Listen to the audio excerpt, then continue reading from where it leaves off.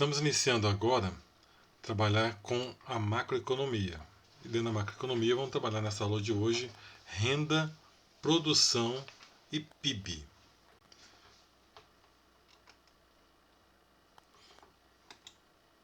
Então, o que seria a macroeconomia?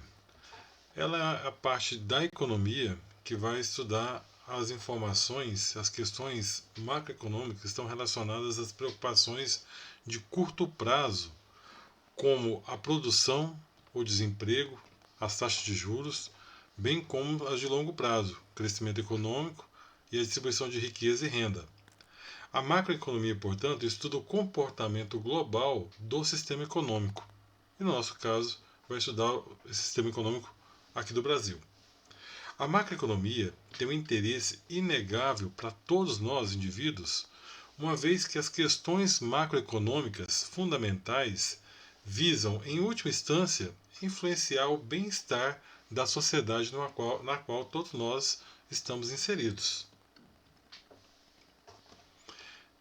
Qual que seria, então, a ocupação da macroeconomia? A macroeconomia se ocupa do estudo do funcionamento da economia e em seu conjunto, na sua totalidade. E ela tem o propósito de obter uma visão simplificada, mas que permite conhecer o nível da atividade econômica do país. Por que é simplificada? Porque a gente vai fazer com que toda a produção do país se unifique em uma única medida, que vai ser o produto interno bruto, que falaremos logo em seguida. Dentro da macroeconomia, temos que prestar atenção quanto à questão da política econômica. A política econômica é o conjunto de medidas governamentais, portanto, adotadas pelos governos, e que essa política tenta influenciar o andamento da economia como um todo, em todos os aspectos que ela tiver em seu funcionamento. O funcionamento de uma economia baseia-se no cumprimento de uma série de objetivos, dos quais 3 são mais relevantes, porque devemos alcançar o quê? Alcançar o rápido crescimento da produção, alcançar um nível de emprego elevado, alcançar a estabilidade do nível de preços. Então, seriam os 3 objetivos principais do estudo da macroeconomia em qualquer país. E partindo para um primeiro índice que nós devemos acompanhar da economia, que todo mundo que está estudando a economia do país, o primeiro índice a ser observado, eu falo índice porque nós vamos ter em termos de valor, né, a ser acompanhado, seria o Produto Interno Bruto, que vamos falar a partir daqui em diante apenas PIB. Então, quando eu falar PIB para vocês, eu estou falando do Produto Interno Bruto. E o que corresponde a esse Produto Interno Bruto? Ele mede, é uma medição, então ele mede o valor monetário, então mede o valor monetário e o valor em dinheiro. Então mede o valor monetário total de todos os bens e serviços finais produzidos para o mercado durante um determinado período de tempo e dentro das fronteiras de um determinado país. O conceito até não é complexo, é simplificado, mas para ficar ainda mais claro, eu resolvi dividir em pedaços. Então, quando eu falo, o que é o PIB? Ele mede, ele é uma medição, ele refere-se a um índice, ele mede o valor monetário total de todos os bens e serviços finais produzidos para o mercado durante um determinado período de tempo, dentro das fronteiras de um país. Nós vamos fatiar cada pedacinho desse conceito e explicar e tornar isso ainda mais claro. Vamos começar com valor monetário. O que nós vamos entender então? Desse pedacinho nós estamos tirando lá do conceito. O valor monetário corresponde então aos produtos e serviços, né, que são diferentes, mas que a gente vai considerar todos eles em termos de dinheiro. Então não teria como comparar na produção do país ligas metálicas, né, e comparar talvez com roupa, que são coisas diferentes. Então a gente pode comparar, juntar isso, comparando, mas em termos monetários, em termos de dinheiro. Então, quando falar valor monetário, é porque a gente está usando uma medida que eu consiga considerar roupas e ligas metálicas dentro do mesmo balaio, né? Então eu vou considerar o dinheiro e isso vai me tornar mais fácil de interpretar. Então, valor monetário Produtos e serviços são diferentes, por isso consideramos o valor em dinheiro monetário pelo qual todos eles são vendidos. Então vamos considerar em reais, como é aqui no Brasil. Outro pedacinho do conceito, bens e serviços finais. Então peço atenção, atenção porque terão que ser todos aqueles bens e serviços destinados ao usuário final. Quer dizer que a gente não vai considerar os produtos que foram criados pelos intermediários, mas sim aquele produto com valor monetário lá no final que vai ser destinado ao consumidor final. Por exemplo, se a gente estiver pensando no trigo, que vai fazer o pão, então nós temos lá no agronegócio sendo plantado o trigo, ele colhido, depois vai para uma outra empresa, essa empresa vai fazer o beneficiamento daquele trigo, fazer a farinha de trigo, depois vai ser carregado, levado até as padarias, e as padarias vão fabricar os pães. Na macroeconomia aqui, em termos de PIB, nós vamos considerar apenas o produto final, pão, e não as etapas anteriores, porque senão a gente teria uma dupla contagem ali. Então a gente vai considerar apenas o pão. Os intermediários não serão contados. Mas se a minha destinação do trigo está lá no meio, é a farinha de trigo que vai ser consumida por animais, ali aquela farinha de trigo, aquela porção de quantidade, ali já é o usuário final como ração. Aí ela é considerada para aquele destino que é o usuário final, os animais que vão comer como ração. Para os humanos que vão usar como pão, vai ser contado apenas quando tiver o pão produzido. Outra fatiazinha do conceito, produzidos. Não deve entrar então terrenos, ações de valores, bolsa de valores, né?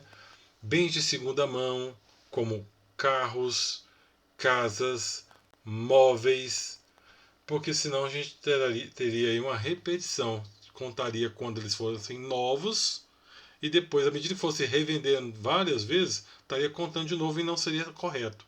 Então, itens de segunda mão, móveis, imóveis e qualquer outro trem que se revenda, e terrenos que não são fabricados, ações de bolsa de valores, eles não serão considerados como contagem deles dentro do produto interno bruto. Essa é uma regrinha dentro da economia. Ainda pegando os pedacinhos do conceito do produto interno bruto, agora temos ali um pedacinho chamado para o mercado, está dentro do conceito. Deve entrar apenas bens e serviços com intenção de venda. Então eu trago um exemplo aí. Se você leva o carro para o Lava-Jato, então você está gerando um serviço, alguém está fazendo serviço para você. Se você paga alguém para limpar a sua casa, esse outro serviço também entra no PIB. Mas se você mesmo lava o seu próprio carro e você mesmo limpa a sua própria casa, não há que se contar nenhum valor que você cobraria de você mesmo para o produto interno bruto. Então entenda que outra pessoa teria que executar o serviço para você, para isso ser considerado uma produção, no caso produção de serviço, lava-jato e alguém que trabalha de diarista, para contar como produto interno bruto. Perfeito? Outro pedacinho do conceito, durante determinado período de tempo. Então, normalmente, o período de tempo para se analisar o PIB é anualmente. Mas é claro que, por necessidade de acompanhamento mais de perto, é feito também o cálculo para poder se acompanhar com a perspectiva do PIB no trimestre, no semestre, e depois faz o fechamento anual, mas há um acompanhamento por algumas agências, bancos, financeiras, investidores que querem acompanhar trimestre a trimestre ou semestre a semestre até chegar ao fechamento anual também. E o pedacinho final do conceito fala dentro das fronteiras do país. Então, tudo que for produzido dentro do Brasil, sendo produzido por brasileiros ou não, né, vai ser contado dentro do PIB. Agora vai se retirar aquilo que o brasileiro produz, mas dentro de outro país. Se o brasileiro produziu lá no Paraguai, na Argentina, aí não considera. Considera apenas que foi produzido dentro do território brasileiro. Então, tudo produzido dentro do território brasileiro, por brasileiros ou não, entra na contagem do produto interno bruto. Então foi importante a gente passar por cada etapa para desmistificar aí alguns pontos que podem haver a respeito do PIB. Vamos ilustrar com um exemplo que aconteceu em 2023. Tem uma reportagem aqui do UOL que traz o seguinte, no caderno de economia. Por que Beyoncé, que é uma artista americana, pop, por que Beyoncé está sendo apontada como responsável por inflação na Suécia? Então, como ela é uma artista pop muito conhecida mundialmente, quando ela foi fazer o lançamento da sua turnê, ocorreu que os seus fãs viajaram do mundo todo para ver a cantora no primeiro show lá em Estocolmo, na Suécia. E com isso, houve um aumento muito grande da demanda por serviços turísticos na Suécia. Havendo uma demanda anormal do serviço de turismo naquele país, aumentou-se os preços das acomodações, da alimentação, então tudo ligado ao turismo e relacionado a transporte e hospedagem também aumentou.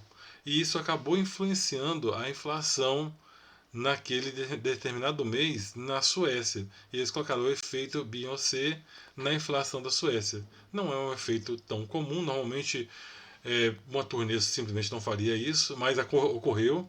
É mais comum com grandes eventos esportivos, como Olimpíadas ocorrendo no país, uma Copa do Mundo, né? Mas aí no caso aconteceu apenas com um show, fez um grande movimento de demanda, aumento dos preços que influenciou muito a inflação de um mês lá na Suécia, para vocês verem o impacto que acontece.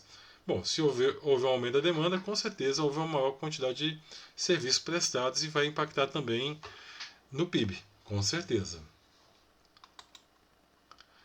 Representação aqui do PIB. Então nós temos Y, que é a produção total da demanda, está ali na fórmula Y.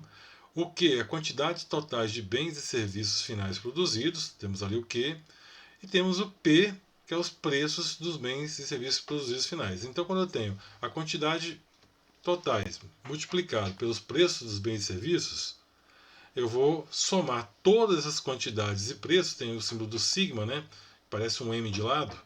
Então, a soma de todas as quantidades totais multiplicada pelos preços dos bens e serviços, eu vou encontrar a produção total do PIB. Essa seria a fórmula. Qual a utilidade do PIB?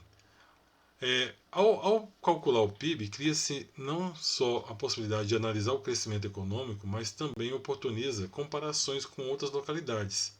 Esse nível de crescimento pode também indicar possíveis problemas, caso não tenha crescido como esperado, estava esperando um crescimento e não ocorreu, e assim permitir diagnósticos que apontem caminhos para a melhoria da economia. Então, a utilidade é servir para medir a atividade econômica, tendo como análise o resultado de crescimento econômico do lugar em questão.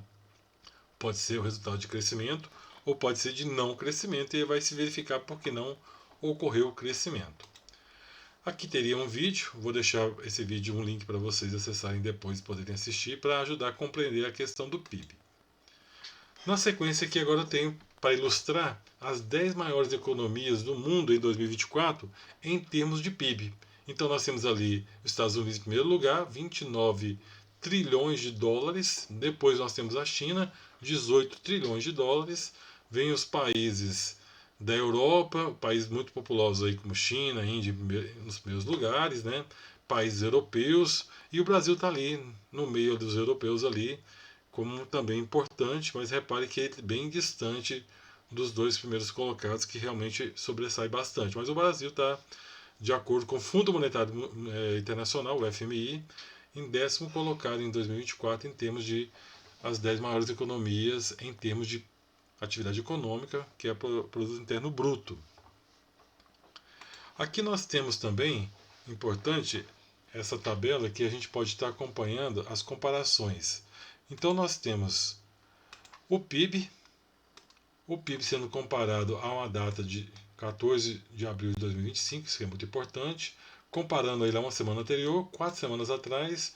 Então, referente à semana, tem uma alta aqui de 1,97 para 1,98. Mas quando a gente compara em relação à previsão que vai ocorrer para o ano que vem, tem uma alta também da semana. Mas quando a gente olha de um ano para o outro, nós vamos perceber que tem a previsão de um PIB de 1,98 contra um PIB de 1,61% aí de aumento. Então é importante a gente saber que existe isso e também com o que o PIB é comparado, não sozinho, mas com a inflação, com a taxa Selic e dólar, que serão assuntos das nossas próximas aulas que virão pela frente.